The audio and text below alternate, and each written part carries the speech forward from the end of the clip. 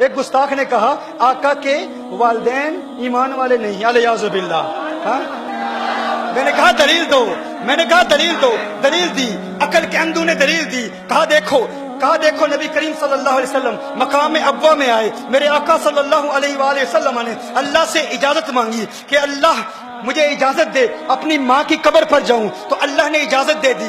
آقا نے دعائے مغفرت کی، دعائے مغفرت کرنا چاہی، اللہ نے منع کر دیا. کہا محبوب ماں کے لیے دعائے مغفرت نہ کرنا، تو یہ دلیل ہے چونکہ اللہ نے منع کیا. کہا حدیث صحیح ہے، میں نے کہا صحیح ہے. کہا اللہ نے منع کیا کہ نہیں، میں نے کہا منع کیا. کہا جب اللہ نے منع کیا کہ ماں کے لیے دعائے مغفرت نہ کرو، تو پتہ چلا دعائے مغفرت نہ کرنا اور دعائے مغفرت کی اجازت نہ دینا اس بات کی دلیل ہے وہ ایمان والی نہیں تھی. میں نے کہا ایمان والی نہیں تھی، نام کیا ہے؟ آمنہ ہے. ارے آمنہ تو ہوتی ہی ایمان والی ہے.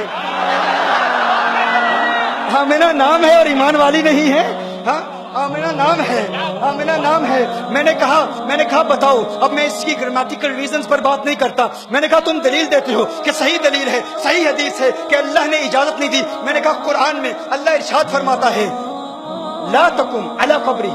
اللہ قرآن میں فرماتا ہے غیر مسلموں کی قبر پر جانا منع ہے، حرام ہے، ناجائز ہے.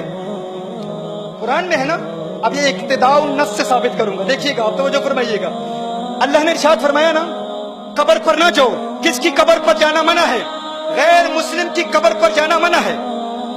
اللہ نے حکم فرمایا لا تقم، نہیں ہے، لا تقم، نہیں جانا. تو میں نے کہا اللہ نے منع فرمایا نا کہ غیر مسلم کی قبر پر نہ جاؤ، کیا تم مانتے ہو کہ اللہ نے جانے کی اجازت دے دی؟ اللہ نے جانے کی اجازت دے دی. تم سمجھتے ہو یہ تمہاری دلیل ہے، یہ تمہاری نہیں، یہ ہماری دلیل ہے. یہ کس کی دلیل ہے؟ یہ ہماری دلیل ہے. انہوں نے کہا کہ اللہ نے دعائے مغفرت کی اجازت نہیں دی.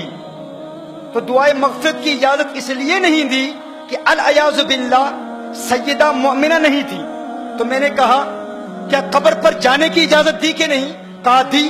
تو میں نے کہا قرآن کہتا ہے کافر کی قبر پر نہ جاؤ، تو قبر پر جانے کی اجازت دے دی. یہی اس بات کی دلیل ہے کہ وہ مومنہ ہے. یہی اس بات کی دلیل ہے وہ مومنہ ہے. کہا پھر دعائے مغفرت کی اجازت کیوں نہیں دی؟ یہ کیوں فرمایا کہ مغفرت کی دعا نہ کرو؟ تو اس کا جواب سماعت فرما لیں. مغفرت کی دعا کس کے لیے کی جاتی ہے؟ بخشے ہوں کے لیے بخشش کی دعائیں نہیں کی جاتی. بخشے ہوں کے لیے بخشش کی دعا نہیں کی جاتی. دیکھیے کبھی آپ کہتے ہو یا اللہ غوث اعظم کو بخش دے، کیا الیاذ باللہ کوئی ایسا کہتا ہے یا اللہ خواجہ غریب نواز کو جنت عطا فرما معاف کر دے؟ کوئی نہیں کہتا. ہر شخص کہتا ہے کہ وہ چونکہ بخشے ہوئے ہیں تو بخشے ہوں کے لیے بخشش کی دعا نہیں مانگی جاتی. کیا الیاذ باللہ کوئی کسی نبی کے لیے کہہ سکتا ہے اے اللہ عیسیٰ علیہ السلام کی مغفرت فرما، موسیٰ علیہ السلام کی مغفرت فرما؟ نہیں. قانون کیا ہے؟ بخشے ہوں کے لیے بخشش کی دعا نہیں کی جاتی. دیکھیے جب آپ نماز جنازہ پڑھتے ہیں بالغ کے لیے کیا دعا پڑھتے ہیں؟ اللہم اغفر لحینا ومیتنا، دعائے مغفرت کرتے ہیں نا. لیکن نابالغ کے لیے کیا دعا ہے؟ اللہم اجعلہ لنا، کیا؟ فرطا وجعلہ لنا. فرض کیا ہوتا ہے؟ آپ کہتے ہیں میرے اللہ یہ جو بچہ مجھ سے پہلے چلا گیا ہے، یا اللہ یہ مجھ سے پہلے جائے اور میرے لیے شفاعت کا اہتمام کرے. کیا؟ چونکہ بچہ بخشا ہوا ہے تو بخشے ہوئے کے لیے بخشش کی دعا نہیں کی جاتی.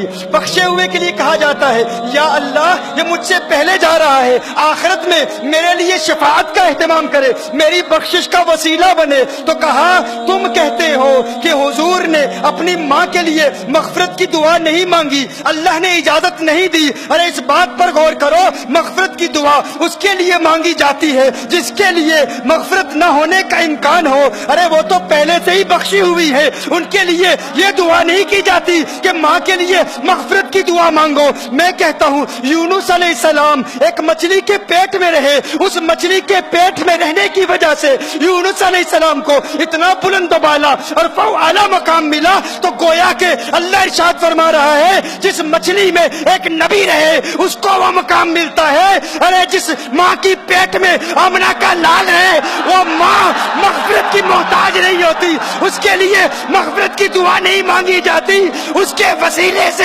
امت کے لیے مغفرت کی دعائیں مانگی جاتی ہے.